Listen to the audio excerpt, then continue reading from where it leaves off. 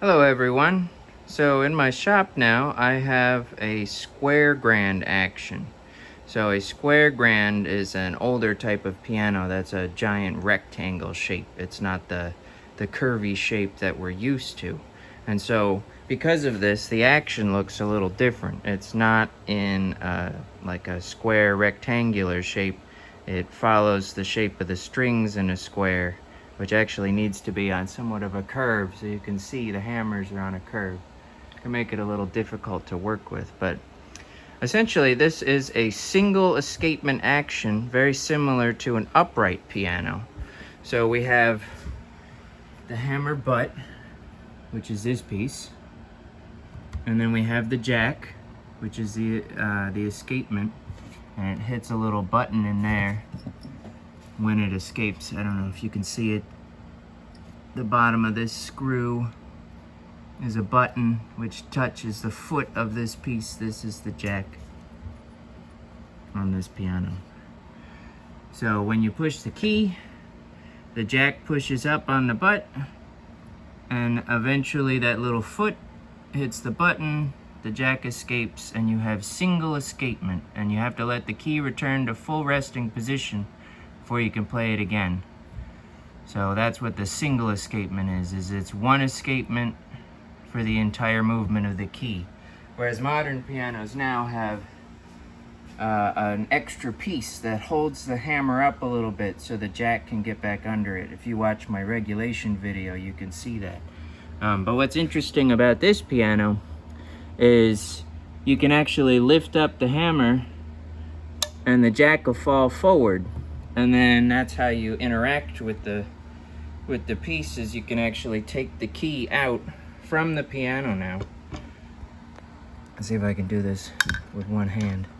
Yeah, so I gotta just move it past the hammer, and now we can set the key out on the keyboard. So this is what's going on here.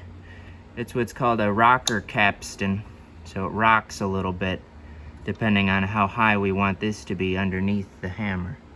So, and then underneath there's a spring, there's a little cord, and those cords will wear out after a while and break, so you got to replace that once in a while. These ones are still in pretty good shape. So essentially that's a square grand. What's interesting about these is the keys are so long. I measured the last key, the C8 on the end here, C88, and it was almost 3 feet long. It was 34 inches. So that's how long keys used to be in square grands. I mean, they still are with the square grands that are still around, but that's how long they used to have to be to work in a square grand. And what's also interesting is we can see on here the hammers, after the tenor section and into the treble, they started to use a rabbit skin. This one was worn away, so I had to replace that a little bit, but the rest of these are all rabbit skin. So when you replace the hammers on a square grand, you probably won't be able to get rabbit skin anymore, but the technology for the sound of felt has improved so much since this was originally made that that it still sounds like a more muffled rabbit skin sound and not a bright modern piano sound. So they actually have been able to make felt that's a lot more soft, that works with this. So this one is a little bit older. You can see the hammers are starting to come apart. So this will need rebuilding at some point. But you can see in the bass, the keys are much shorter. The hammers are all lined up different. And another interesting thing is these flanges here, they have this cut and then a screw.